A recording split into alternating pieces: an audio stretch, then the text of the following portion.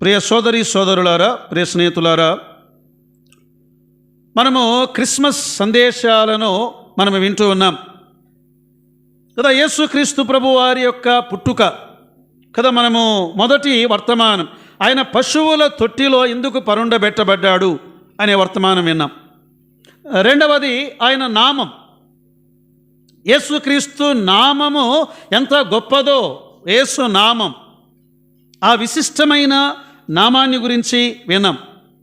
ప్రియులారా, ఈ సమయంలో యోసేపు, చాలాసార్లు క్రిస్మస్ అనగానే మరియను గురించి వింటాం, క్రిస్మస్ అనగానే జ్ఞానులను గురించి వింటాం, క్రిస్మస్ అనగానే గొర్రెల కాపరులను గురించి వింటాం. కానీ యోసేపును మర్చిపోతాం మనం. అసలు యోసేపు ఆయన జీవితంలో ప్రియులారా ఎలాంటి అనుభవాలలో వెళ్ళాడు, ఆయన దేవుడు ఆయనను ఎలా దర్శించాడు. క్రిస్మస్లో మనకున్న వర్తమానం, సో మనం ఒక పేరు పెట్టుకుందాం, భయపడిన యోసేపు, అభయమిచ్చిన దేవుడు. భయపడిన యోసేపు మనం చదివిన భాగములో, నీ భార్య అయిన మరియను చేర్చుకొనుటకు భయపడకుము, మొదటి అధ్యాయం 20వ వచనములో. ప్రియులారా, క్రిస్మస్ సందర్భంగా దేవుడు మానవాళికి, సర్వమానవాళికి, కులభేదము లేదు, మతభేదము లేదు, జాతి భేదము లేదు, వర్గభేదము లేదు, వర్ణభేదము లేదు, భాషాభేదము లేదు, సర్వమానవాళికి ఆయన ఇస్తున్నటువంటి వర్తమానం ఏమిటంటే భయపడకుడి, భయపడకుడి. మత్తయి సువార్త మొదటి అధ్యాయములో యోసేపుతో భయపడకుడి అనే వర్తమానం దేవుడు దేవదూతల ద్వారా అందించాడు. లూకా సువార్త మొదటి అధ్యాయములో మరియకు దేవుడు భయపడకుడి అని ఆ మాట చెప్పాడు. లూకా సువార్త 2వ అధ్యాయములో గొర్రెల కాపరులకు భయపడకుడి 3 సార్లు ఉందండి. క్రిస్మస్ సందర్భంగా యోసేపుతో దేవుడు అన్నాడు దేవదూత ద్వారా, భయపడకుడి, యోసేపు భయపడవద్దు. లూకా మొదటి అధ్యాయములో మరియతో గాబ్రియేల్ దేవదూత, అమ్మా మరియా భయపడవద్దు. 2వ అధ్యాయములో గొర్రెల కాపరులతో భయపడవద్దు, భయపడవద్దు. ప్రియులారా, ఈనాడు భయం మానవుని జీవితంలో, ఈ భయం అనేది ఎలా ప్రారంభమైనది? అసలు ఆదామును దేవుడు, హవ్వను దేవుడు సృష్టించినప్పుడు వారికి భయం ఉందా? ప్రారంభంలో వారు నిర్భయముగా జీవించారు, ఏ జంతువుకు భయపడలేదు. పాపము చేయక మునుపు వారు దేనికి భయపడిన వారు కారు. ఎప్పుడైతే ఆజ్ఞను అతిక్రమించాడో, పాపమును చేశాడో, ఆదాము భయపడ్డాడు.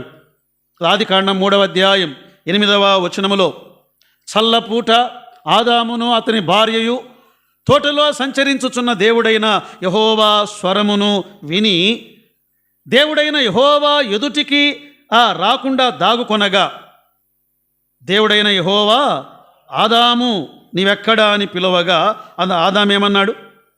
తోటలో నీ స్వరమును విని దిగంబరిగా ఉంటిని గనుక భయపడి అది మన పాయింట్. భయము అనేది అక్కడ ప్రారంభమైందండి. అక్కడ నుండి ఇక్కడి వరకు, ఆ రోజు నుండి ఈ రోజు వరకు మానవుడు భయము గుప్పిట్లోనే ఉన్నాడు కదా. కొంతమందికి ఎత్తైన స్థలములోనికి వెళ్తే భయం, ఎత్తైన స్థలములోనికి వెళ్తే భయం కదా. నాకు ఒక భయం ఏంటంటే, ఎవరైనా పైనుండి దూకుతున్నారనుకో, చూడలేను నేను అసలు. వాళ్ళకేమో కానీ నాకు ముందు భయం అనిపిస్తుంది. అంటే కొంతమంది కొన్ని భయాలు ఉంటాయి.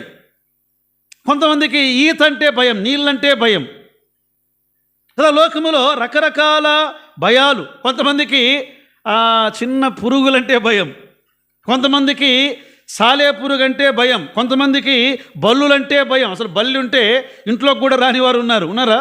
చాలామంది ఉన్నారండి.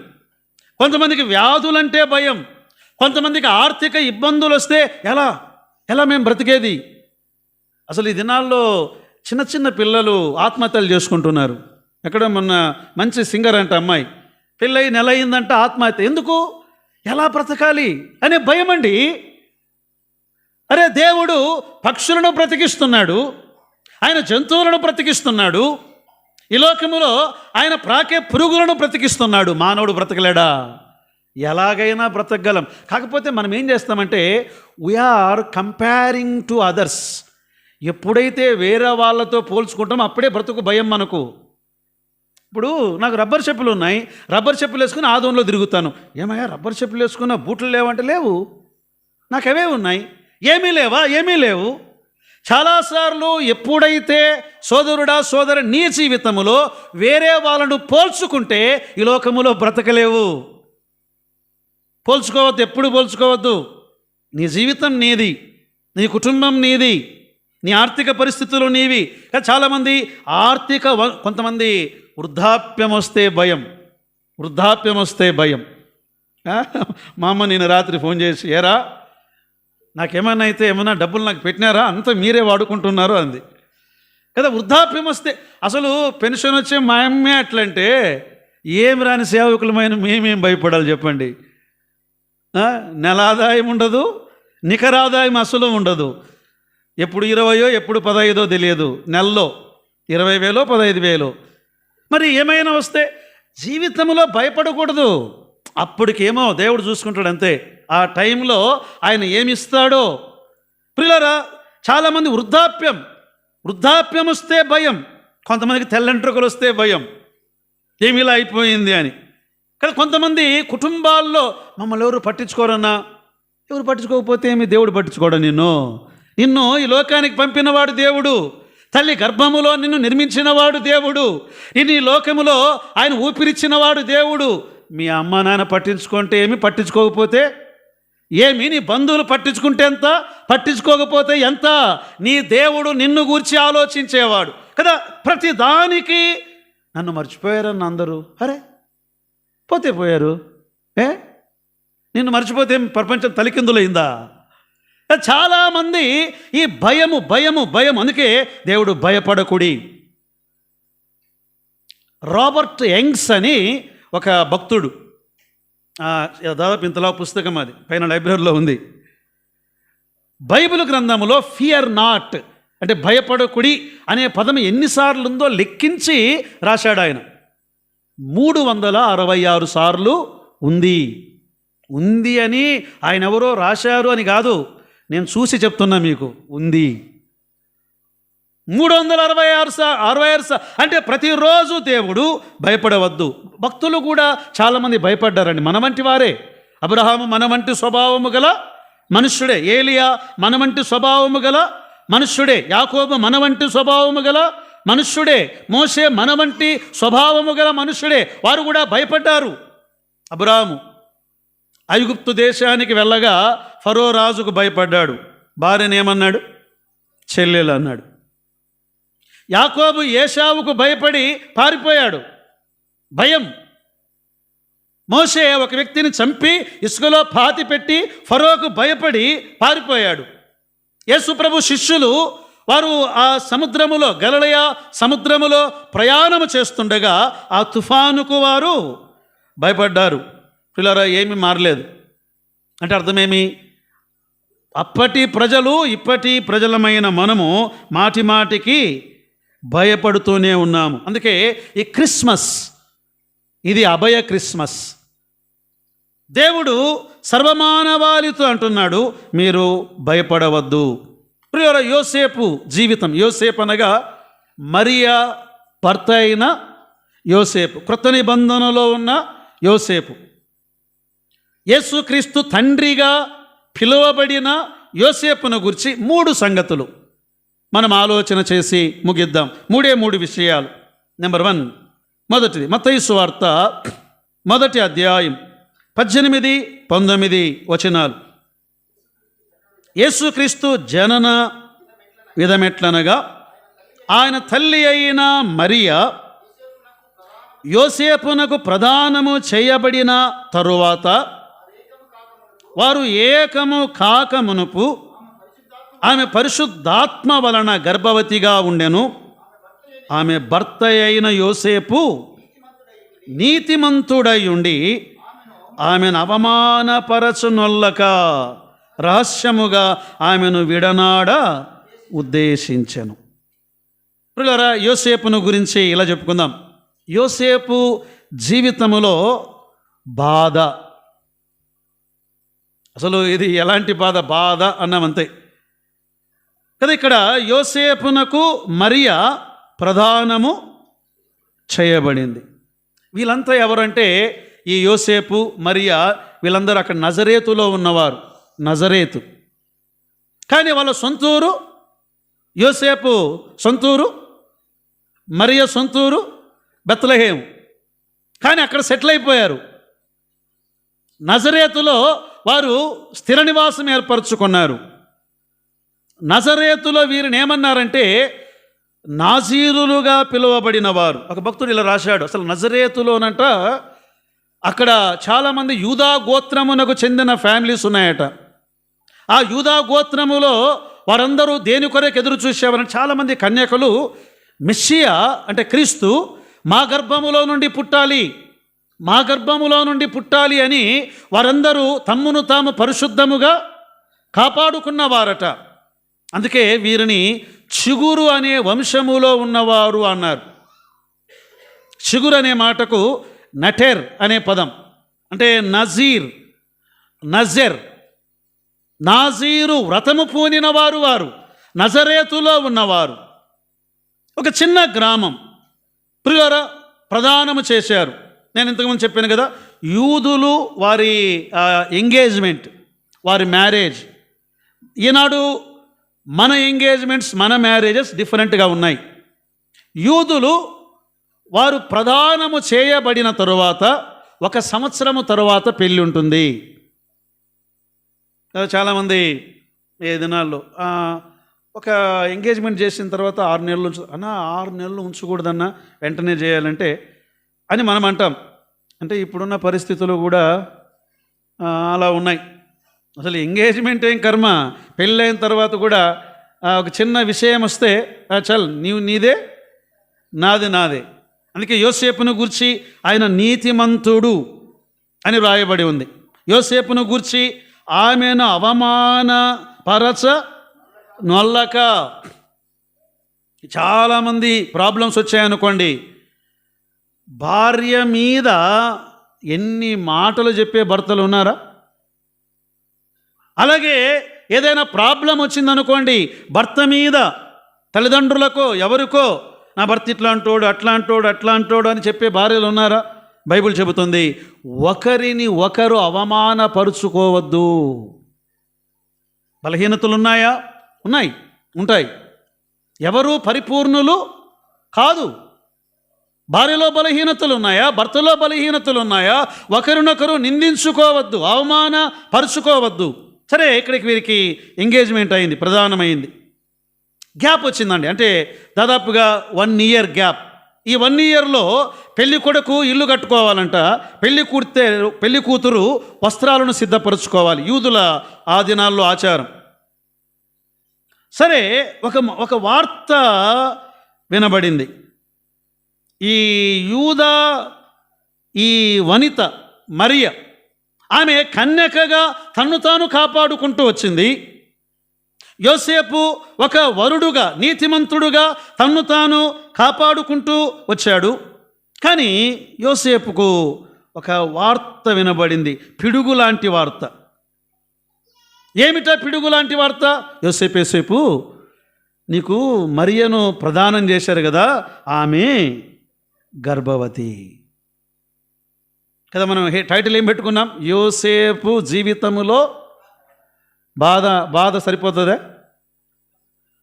ఇట్లా అంటున్నారు కదా. ఆ మాట వినగానే ఆయన కలలన్నీ చెదరిపోయాయి, ఆయన ఆశలన్నీ దెబ్బతినిపోయాయి. ఒక్కసారిగా ఆయన కుప్పకూలిపోయాడు. ఆయన 2 విషయాలు చేయొచ్చు.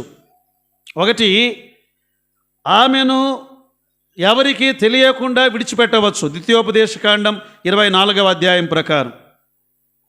లేదు, అందరినీ పిలిచి ఏమేస్తారు? పంచాయతీ న్యాయం వేసి. యూదుల ఆ దినాల్లో ఇలా న్యాయం వేశారనుకోండి, ఇది ద్వితీయోపదేశకాండం 22వ అధ్యాయం ప్రకారం. 24వ అధ్యాయం ప్రకారం రహస్యంగా విడిచిపెట్టవచ్చు. ద్వితీయోపదేశకాండం 22వ అధ్యాయం ప్రకారం అక్కడ ఏం చేయాలంటే పెద్దలందరిని పిలిపించి కూర్చోబెట్టి ఒకవేళ ఆమె తప్పు చేసినది అని నిరూపణ వస్తే ఆమెను రాళ్లతో కొట్టి చంపేవారు ఆనాడు యూదులు. మనకి యోహాను సువార్త 8లో కూడా తెలుసు కదా, ఆమెను రాళ్లతో కొట్టి చంపేవారు. ఇలా ఆయన జీవితంలో చాలా గందరగోళం. అప్పుడు దేవుడు మాట్లాడాడు దేవదూత ద్వారా, యోసేపు భయపడవద్దు. ప్రియులారా, చాలాసార్లు మనం కూడా ప్రపంచము తలక్రిందులైపోయే వార్తలు విన్నప్పుడు వెంటనే వచ్చే మాట ఏమి? వద్దన్నా నేను ఇంకా చెప్పండి, నేను బ్రతకను, నేను చచ్చిపోతాను. నేను ఏం చేస్తావు? చచ్చిపోయి ఏం సాధిస్తావు? బ్రతకాలా? బ్రతకడానికి దేవుడు ఉంచాడు మనల్ని. ఆయన చనిపోయాడు, నువ్వు ఇంకెందుకు చనిపోతావు? వద్దన్న ఈ జీవితమే వద్దు, ఈ కుటుంబమే వద్దు, ఈ భర్త వద్దు, ఈ భార్య వద్దు, ఈ పిల్లలు వద్దు, వద్దన్న చచ్చిపోతాను నేను. ప్రియులారా, పరిస్థితులు ఎలాంటివైనా, నీ విన్న వార్త ఎలాంటిదైనా ధైర్యంగా ఉండు. ప్రతి సవాలును ధైర్యంగా ఎదుర్కోవడమే జీవితం. పిరికివానిగా పారిపోకూడదు, బలహీనులుగా ఈ లోకములో తనువు చాలించకూడదు. అందుకే గాబ్రియల్ దేవదూత ద్వారా దేవుడు అంటున్నాడు, యోసేపు చెప్పాలి, భయపడవద్దు. ఈరోజు మనతో కూడా అంటున్నాడు దేవుడు, భయపడవద్దు. ప్రియులారా, అసలు మానవ జీవితమే బాధతో కూడినది. యోబు గ్రంథములో 14వ అధ్యాయం 1వ వచనములో యోబు ఇలా అన్నాడు. ఏమన్నాడు? స్త్రీ కనిన నరుడు కొద్ది దినములు గలవాడై మిక్కిలి బాధ నొందును. చూసారా? స్త్రీ కనిన నరుడు ఎన్ని దినాలు, ఎన్ని రోజులు బతుకుతాం మనం? ఇక్కడ ఎవరైనా ఒక వైట్ పేపర్ మీద సంతకం చేసి నేను ఇన్నేళ్ళు బ్రతుకుతానని రాసిస్తారా? గ్యారంటీ ఉందా? కదా, మానవులమైన మనం కొద్ది రోజులేనండి బ్రతికేది. ఒకసారి వెనకెళ్ళండి. మీ నాన్న ఉన్నాడా? చాలామందికి అయిపోయారు, వాళ్ళు వెళ్ళిపోయారు. మరి నువ్వు నేను ఉంటామా? మనం కూడా వెళ్ళిపోయే వాళ్ళమే. ఈ యాత్రలో మనము శాశ్వతంగా ఇక్కడే ఉండము, కొద్ది దినములు గలవారమే. ఇంకా అన్నాడు మిక్కిలి బాధ గలవారు. యోబు ఆయన జీవితంలో ఎదుర్కొన్న సమస్యలు కదా. యోసేపు ఆ మాట వినగానే తాను భార్యగా చేసుకోబోయే అమ్మాయి కన్యకగా ఉండాలి, నీతిమంతురాలుగా ఉండాలి, ప్రార్థనాపరురాలుగా ఉండాలి అని ఎన్నో కలలు కన్నాడు. కానీ గర్భవతి అని వినగానే ఆయన ప్రపంచమంతా తలక్రిందులైపోయింది. యోబు జీవితంలో అన్ని సాఫీగా వెళ్ళిపోతూ ఉన్నాయి, కానీ ఆయన జీవితంలో అన్నిటినీ కోల్పోయాడు. ఆస్తి కోల్పోయాడు, ఆరోగ్యాన్ని కోల్పోయాడు, సంతానమును కోల్పోయాడు కదా. ఇలాంటి పరిస్థితుల్లో యోబు తన పనిని దేవునికి అప్పగించుకున్నాడు, తన పరిస్థితులను దేవునికి అప్పగించాడు. సోదరుడా, సోదరి విను. అమ్మా, అయ్యా, నీ జీవితంలో ఎలాంటి విషయాన్ని గురించి నీవు విన్నా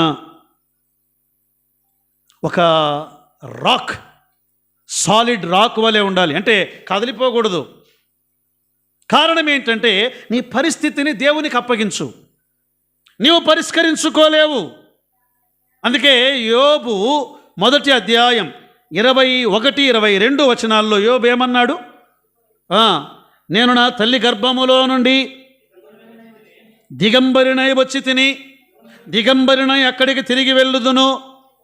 యెహోవా ఇచ్చెను, యెహోవా తీసుకొనెను, యెహోవా నామమునకు స్తుతి కలుగునుగాక అని చెప్పి ఈ సంగతులలో ఏ విషయమందును దేవుడు ఏ పాపమును చేయలేదు, దేవుడు అన్యాయము చేసెనని దేవునికి అప్పగించుకుందాం.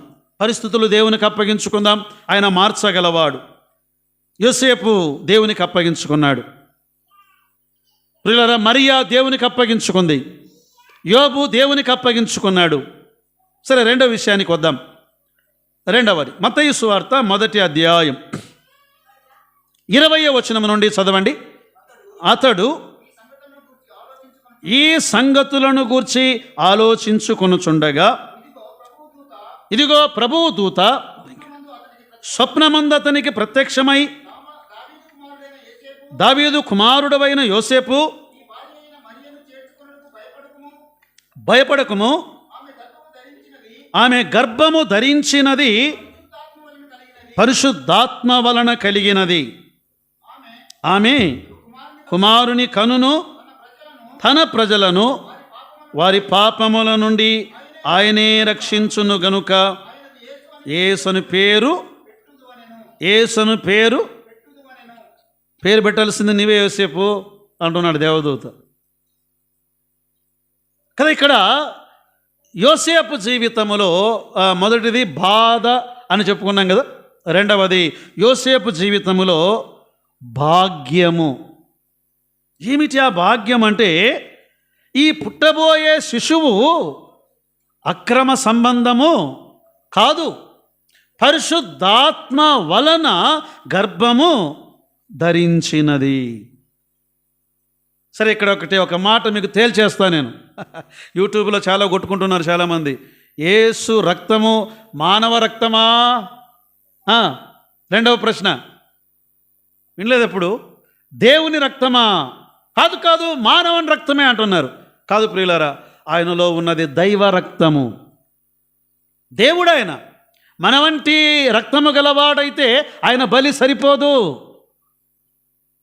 మన వంటి పాప స్వభావము గలవాడైతే ఆయన మన కొరకు ప్రాయశ్చిత్తము చేయలేడు. అందుకే నిర్దోషమును నిష్కలంకమునగు గొర్రెపిల్ల వంటి క్రీస్తు రక్తము పరిశుద్ధాత్మ వలన. ఈ మాట వినగానే యోసేపు అనుకుని ఎంత గొప్ప భాగ్యం ఇది కదా. వీళ్ళు కొన్ని వేల సంవత్సరాలుగా ఎదురు చూస్తున్నారు. మెస్సియా వస్తాడు. మెస్సియా అంటే అర్థమేమి? అభిషిక్తుడు అంటే క్రీస్తు అని.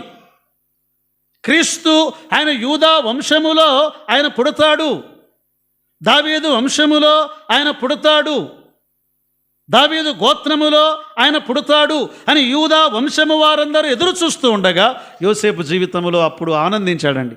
దేవా, నీవు నా కుటుంబములో పుట్టబోతున్నావా? నా ఇంటిలో పుట్టబోతున్నావా? నేను ప్రదానము చేసుకున్న నా భార్య మరియ గర్భములో నీవు పుట్టబోతున్నావా? ఎంత గొప్ప భాగ్యము కదా. ఆమెను రహస్యంగా విడనాడాలి అనుకున్నవాడు ఏం చేశాడు? ఆమెను చేర్చుకోవడమే కాదు, అసలు యేసు అని పేరు పెట్టింది కూడా ఎవరు? యోసేపే. ఆయనకు యేసు కదా. యోసేపు జీవితంలో ఒక భాగ్యం. ఇంకా చెప్పాలంటే ఈ యేసు క్రీస్తు ప్రభువారు ఆయన బాలుడుగా ఉండగా ఆయనను పెంచే భాగ్యం ఆయనకు కలిగింది. దేవుణ్ణి నరరూపములో భూలోకానికి రాగా ఆయన్ను ఆధ్యాత్మికంగా పెంచే భాగ్యం, ఆయన్ను భద్రపరిచే భాగ్యం యోసేపుకు దొరికిందండి. చూడండి, మత్తయి సువార్త 2వ అధ్యాయంలో ఒక వచనం చదువుకుందాం. మత్తయి సువార్త 2వ అధ్యాయం 13, 14, 15 వచనాలు. వారు వెళ్ళిన తరువాత అంటే జ్ఞానులు వెళ్ళిన తరువాత ఇదిగో ప్రభువు దూత స్వప్నమందు యోసేపునకు ప్రత్యక్షమై, హేరోదు ఆ శిశువును సంహరింపవలనని ఆయనను వెదకబోచున్నాడు గనుక నీవు లేచి ఆ శిశువును ఆయన తల్లిని వెంటబెట్టుకుని ఐగుప్తునకు పారిపోయి నేను నీతో తెలియజెప్పు వరకు అక్కడనే ఉండుమని అతనితో చెప్పాను. అప్పుడు అతడు నాకేం పట్టిందని లేదు ఆయన.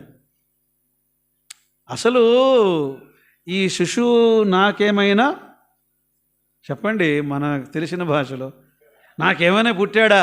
ఈరోజు చంపాలనుకున్నాడు కదా. అమ్మయ్యా, చెప్పండి, మన ఆదాము స్వభావంలో నుండి వచ్చే మాటలు పీడ పోయింది ఇటుకి అనుకున్నవాడు కాడు. అందుకే నీతిమంతుడు యోసేపు కదా. అతడు లేచి ఆ రాత్రి వేళ శిశువును తల్లిని తోడుకొని కదా, ఆయన బాధ్యత, ఆ భాగ్యమును ఆయన స్వీకరించాడు. ఈ దేవుడు నా కుటుంబములో పుట్టాడు అని ఆనందించాడు. ఇది నా భాగ్యం, దేవుడు నా కుటుంబములో పుట్టాడు, దేవుడు నా ఇంటిలో ఆయన పెరుగుతున్నాడు, ఈ దేవుణ్ణి నేను సంరక్షించే భాగ్యం, ఈ దేవుణ్ణి పెంచే భాగ్యం నాకు కలిగింది. యోసేపు ఎంత ధన్యుడండి, ఎంత భాగ్యవంతుడు. యేసు ప్రభు ఎక్కడ పుట్టాడు? యోసేపు ఇంట్లో పుట్టాడు కదా. యేసుక్రీస్తు యోసేపు ఇంట్లో పుట్టాడు. మరి నీకు నాకు కలిగిన భాగ్యమేమి? మన ఇంట్లో కాదు, మన ఒంట్లో పుట్టాడు. ఇంకా మనదెంత భాగ్యం. యేసుక్రీస్తును నమ్మిన మనందరి హృదయాల్లో యేసు ప్రభు పుట్టాడు. క్రిస్మస్ అంటే క్రీస్తు పుట్టుక. ఇంకా చెప్పాలంటే క్రిస్మస్ అనగా క్రీస్తు ఆరాధన. యేసుక్రీస్తు ప్రభువారు ఆయన కన్య మరియ గర్భములో పుట్టాడు, ఆయన బెత్లెహేములో పుట్టాడు, ఆయన యోసేపు కుటుంబములో పుట్టాడు.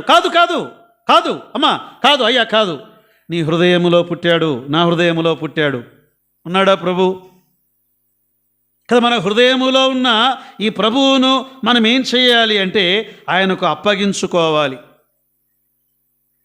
ప్రియులారా, యేసుక్రీస్తు ప్రభువారు తన సేవను గురించి లేదా మనము ఆయన కొరకు చేసే పరిచర్యను గురించి ఆయన చెప్పాడు. యోసేపు ప్రభువు అప్పగించే పనులు వాటిని నెరవేర్చాడండి. కొన్నిసార్లు మనము ఏం చెప్పాలనుకుంటున్నాను, మోయలేనివి దేవుని కొరకు మోయాల్సి వస్తుంది. అనిపించుకోలేని మాటలు యేసు ప్రభు నమ్మినందుకు అనిపించుకోవలసి వస్తుంది.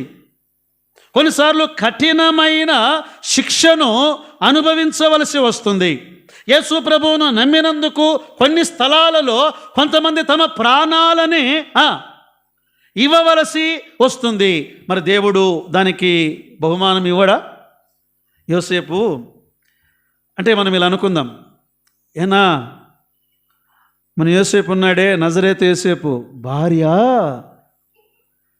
పెళ్లి కాకముందే గర్భవతి అంటన్నా అని వాళ్ళు వీళ్ళు అంటుంటే యోసేపు ఎన్ని అవమానాలు భరించాడు. మరి దానికి బహుమానం ఇవ్వడా దేవుడు? ఇవ్వడా? అంటే ప్రభువు కొరకు నీవు ఏ అవమానమును భరించినా, ప్రభువు కొరకు ఏ ఖర్చు పెట్టినా, ప్రభువు కొరకు ఏ కష్టాన్ని అనుభవించినా దేవుడు నీకు బహుమానం ఇస్తాడు.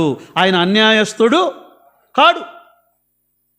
అందుకే యేసు ప్రభువారు ఒక మాట అంటారు, మత్తయి సువార్త 10వ అధ్యాయం 41-42 వచనాల్లో, 41-42, ప్రవక్త అని ప్రవక్తను చేర్చుకొనువాడు ప్రవక్త ఫలము పొందును, నీతిమంతుడని నీతిమంతుని చేర్చుకునివాడు నీతిమంతుని ఫలము పొందును. శిష్యుడని ఎవడు ఈ చిన్నవానికి ఒక గిన్నెడు చన్నీళ్లు మాత్రము త్రాగనిచ్చునో వాడు తన ఫలము పోగొట్టుకొనడని నిశ్చయముగా మీతో చెప్పుచున్నాను. గిన్నెడు చన్నీళ్లకు దేవుడు ఫలమిస్తే యోసేపు యేసుక్రీస్తు కొరకు ఇన్ని అవమానాలు భరించాడు, ఫలమివ్వడా? ఇంత ప్రయాణము చేశాడు, ఫలమివ్వడా? యేసు ప్రభువును ఆయన పెంచాడు, ఫలమివ్వడా?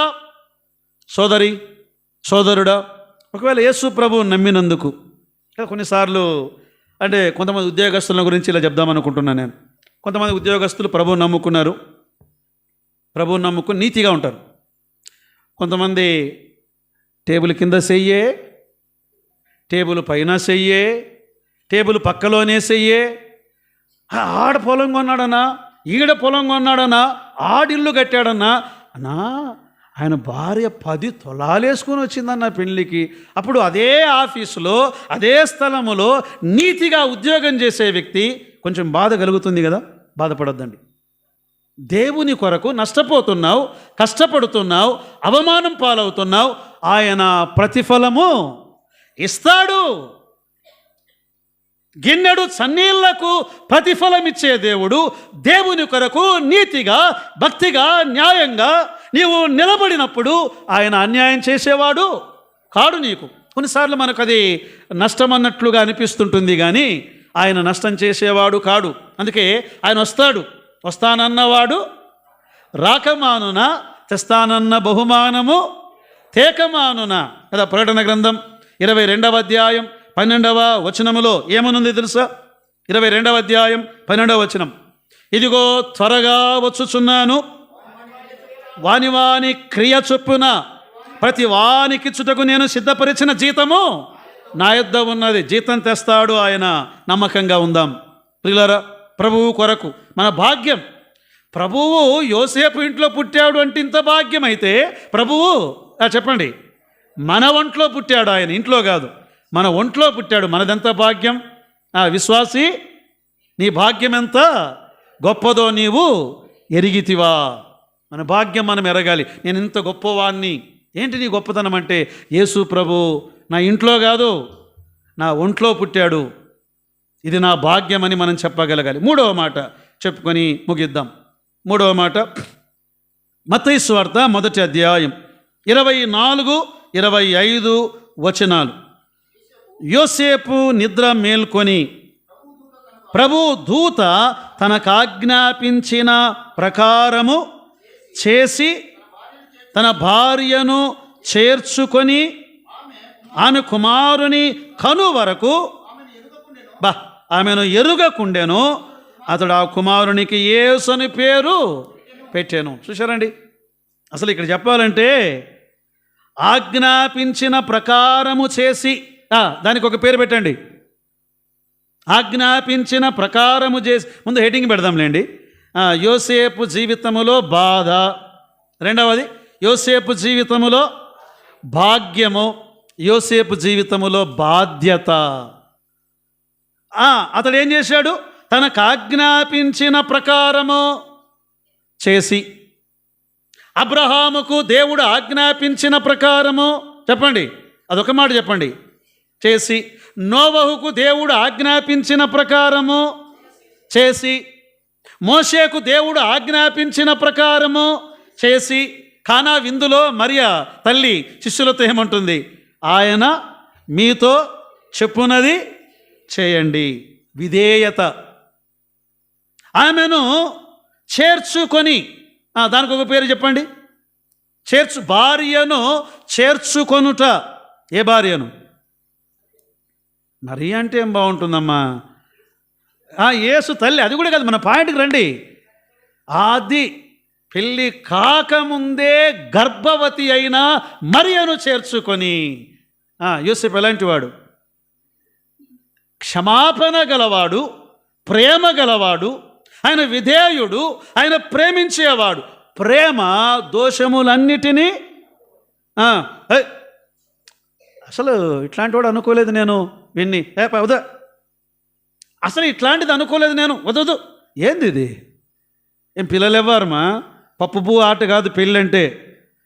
పప్పు పువ్వు చేసుకుందాం, నీకింత నాకింత, వద్దు పో అని అన్నీ పడగొట్టేది కాదు పెళ్ళంటే.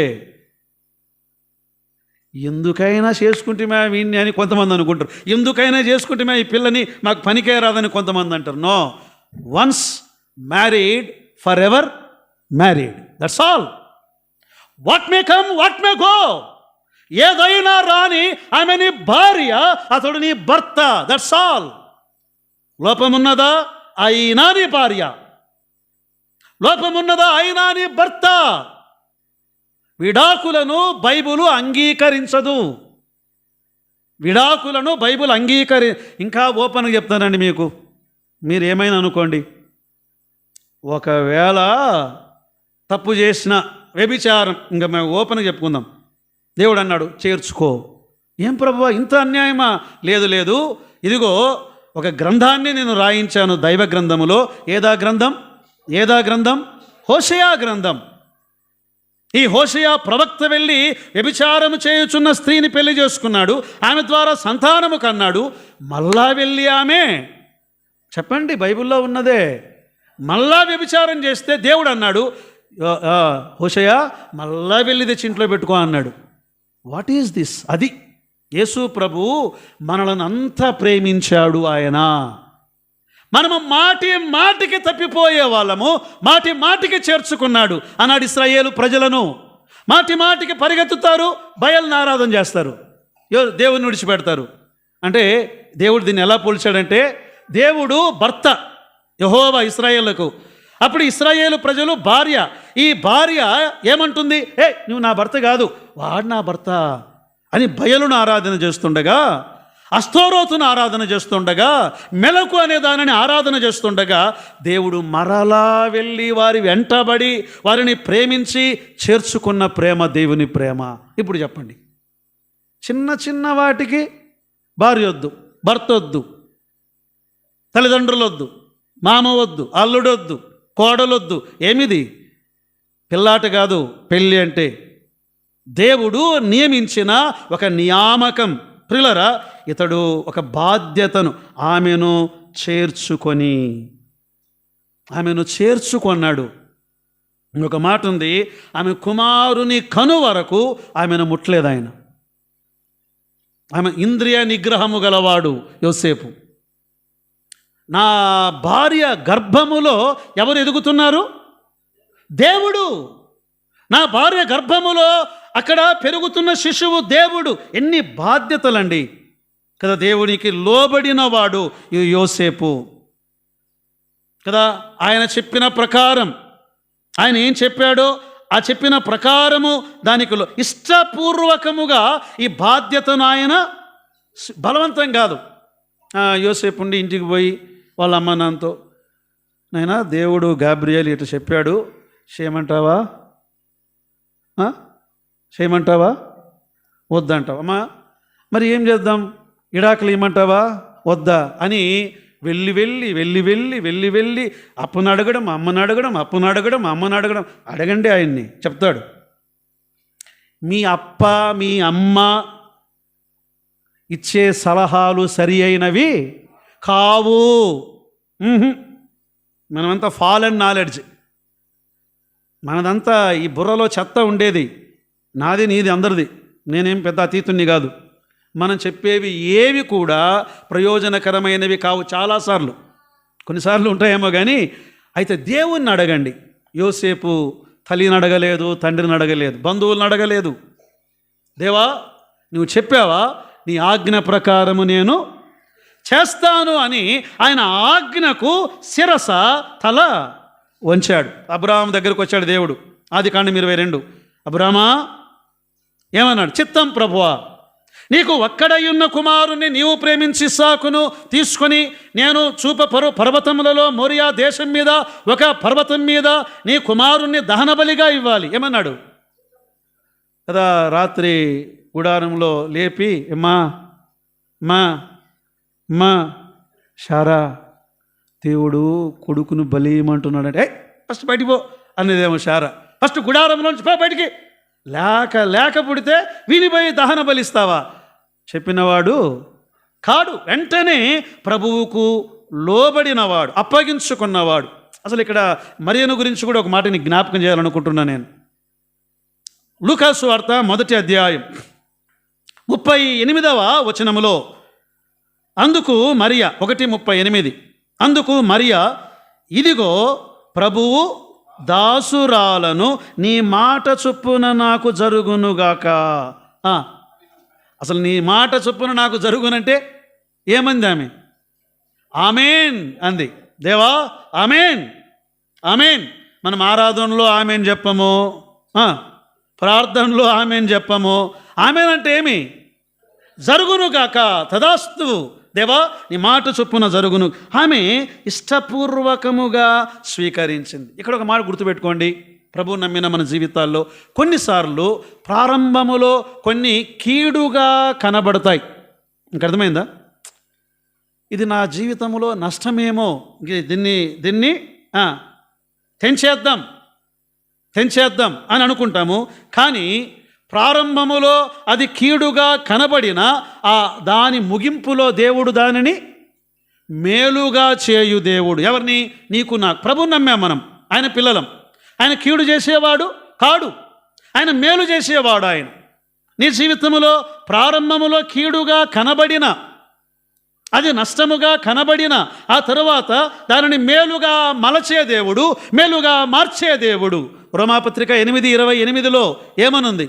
దేవుని ప్రేమించు వారికి అనగా ఆయన సంకల్పము చొప్పున పిలువబడిన వారికి మేలు కలుగుటకై సమస్తము సమకూడి జరుగుచున్నవని మనము ఎరుగుదుము. అమ్మాయ, నువ్వు ప్రభు నమ్మిన దేవుని బిడ్డవు, ఆయన కుమార్తెవు, ఆయన కుమారుడవు. నీలో ప్రభు ఉన్నాడు, దేవుని ఆత్మ ఉన్నాడు. నీవు ఆయన్ను ప్రేమిస్తున్నావు, ఆయన నిన్ను ప్రేమిస్తున్నాడు. నీ జీవితంలో కీడు జరుగదు. ప్రారంభములో కీడుగా కనబడవచ్చు. యోసేపును అన్నలు వాడు అక్కడి నుంచి వస్తున్నా, రే వచ్చాడు రావాడు, ఎవరు కలలుగానే వాడు వస్తున్నాడు, పట్టుకోండి అన్ని అంటే ఇంకొకడు అన్నాడు, అన్నా దొరికాడు ఒంటరిగా అన్నీ వేసేద్దాం అన్నారు. ఇంకొక ఆయన అన్నాడు, వాడిని ఎందుకురా వేసేయడము, గుంట్లో వేసేది చంపేద్దామన్నారు. ఇంకొకరు అన్నారు, అదే ఎందుకురా వాడిని అమ్మేద్దాం. చూసా, ఒక యోసేపు వస్తూ ఉండగా ఇంతమంది గుంటలో వేశారు, ఆఖరికి అమ్మేశారు. బహుశా ఆయన అమ్మి తీసుకుని పోతూ ఉండగా చేతికి సంఖ్యలేసి ఆ ఎడారిలో ఈడ్చుకొని పోతూ ఉండగా వెనక తిరిగి చూస్తున్నాడు, అన్నా అంటున్నాడు. అన్నలు ఇగలబడి నవ్వుతున్నారు. అప్పుడు ప్రారంభములో కీడుగానే కనబడింది యోసేపు జీవితంలో. కానీ పోతీఫరు ఇంటికి వెళ్ళాడు, అక్కడ అవమానమే. ఆయన పైన వ్యభిచారణ ముద్ర వేశారు, ఆఖరికి చెరసాల్లో వేశారు. కీడుగా కనబడింది. కానీ ఒక రోజు వచ్చింది, అది అంతిమం, క్లైమాక్స్. సింహాసనం మీద కూర్చున్న యోసేపు కనబడ్డాడు. ప్రియులారా, ప్రభువు నమ్మిన నీ జీవితంలో, నా జీవితంలో ప్రారంభములో అది కష్టము నష్టము కనబడినా ఓర్చుకుందాం, కొనసాగుదాం, ప్రభువును ప్రేమిద్దాం, ప్రభువును మనల్ని ఒకవేళ ఎంత దండోరా వేసుకున్నా నీ పని నీవు చెయ్యి, నా పని నేను చేస్తాను. ఒకరోజు బహుమానమిచ్చువాడు ఆయన. మనం ఎప్పుడు భయపడతాం తెలుసండి జీవితంలో. కొన్ని ఈ చెత్తను భుజం మీద వేసుకున్నంత కాలం భయపడుతూనే ఉంటాం, తీసేయాలి, అయిపోయాయి. వాటిని గురించి ఆలోచన చేసే కొద్దీ ఏం పెరుగుతుంది? రెండు అక్షరాలు అవి చెప్పండి. బాధ. ఇంగ్లీష్లో రెండు లెటర్స్, బీపీ. అబ్బా, బీపీ.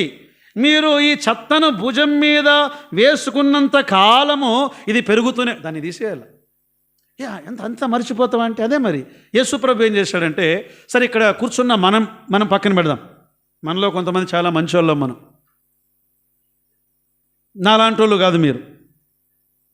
సో నాకంటే ఇంకా ఘోరమైన వాళ్ళు లోకములో ఉన్నారు. యేసుప్రభు ఏం చేశాడంటే, మీ పాపములన్నీయు నా వీపు వెనక వేశాను. అంటే మీరు ఎవరైనా వీపును అద్దం లేకుండా చూసుకోగలరా? అంటే దేవుడు అన్నాడు, మీ పాపమును మరి ఎన్నడూ మరలా నేను చూడను, జ్ఞాపకం చేసుకోను. మీ పాపములను సముద్రపు అగాధములో పడవేశాను. తూర్పుకు పడమర ఎంత దూరమో మీ పాపములను నేను అంత దూరము చేశాను. ప్రియులారా, మనం ఎప్పుడు భయపడకుండా ఉంటామంటే, నిన్న జరిగినవి మరలా ఎన్నడూ జ్ఞాపకం, నిన్న కాదు తప్పు చెప్పాను నేను. 1 గంట క్రింద జరిగినవి ఇక మరలా ఎన్నడూ జ్ఞాపకం చేసుకోను అన్న స్థాయికి వచ్చారనుకోండి, అయిపోయింది. ఇంక భయపడం. చాలాసార్లు ఈ బ్యాక్ లాగేజ్ చదువుకున్న వాళ్ళని ఏమంటారండి, ఎగ్జామ్స్ ఫెయిల్ అయిపోతుంటే బ్యాక్లాగ్స్. ఈ బ్యాక్లాగ్స్ పెట్టుకునే కొద్దీ మన జీవితంలో బీపీ, షుగరు, నిద్ర రాదు, ట్యాబ్లెట్ వేసుకున్నా నిద్ర రాదు, ఏమో అవన్నీ ప్రక్కన పెడదాం. ప్రభు అన్నాడు, భయపడవద్దు. ఆయన చేయి విడిచిపెట్టేవాడు కాడు. ఆయన మన జీవిత కాలమంతా ఆయన మన చేయి పట్టుకునేవాడు. ఆఖరిగా ఒక మాట చదువుకొని ముగిద్దాం. చూడండి, 139వ కీర్తన 8-9 వచనాలు, ఆఖరి వచనం ఇది. 139వ కీర్తన 8 నుండి. నేను ఆకాశమునకెక్కినను నీవు అక్కడ ఉన్నావు, నేను పాతాళమందు పండుకొనను నీవు అక్కడ ఉన్నావు, నేను వేకువ రెక్కలు కట్టుకొని సముద్ర దిగంతములలో నివసించినను అక్కడను నీ చెయ్యి నన్ను నడిపించును, నీ కుడి చెయ్యి నన్ను పట్టుకొనును. ప్రియులారా, మనం ఎక్కడికి పారిపోవలసిన పని లేదు. అన్ని విషయాలలో ప్రభు నీతో ఉంటాడు. తండ్రి లేడా? నీ పరలోకపు తండ్రి నీతో ఉంటాడు. తల్లి లేదా? నీ పరలోకపు తల్లి ఆయన నీతో ఉంటాడు. నీ అన్నదమ్ములు నీతో లేరా? ఆయన నీతో ఉంటాడు. నీవు దిగులు పడిన సమయాల్లో ఆయన నీలో ఉండి నీతో ఉండి భయపడకు భయపడకు భయపడకు అంటుండగా మరియతో అన్నాడు భయపడకు అని, అది క్రిస్మస్ సందేశం. యోసేపుతో అన్నాడు భయపడకుము, అది క్రిస్మస్ సందేశం. గొర్రెల కాపరులతో అన్నాడు భయపడకు. ప్రియులారా, జీవితంలో దేనికి భయపడక ప్రభువుకు అప్పగించుకొని సాగి వెళ్ళుటకు పరిశుద్ధాత్మదేవుడు మనకు కృప అనుగ్రహించునుగాక. ఆమేన్.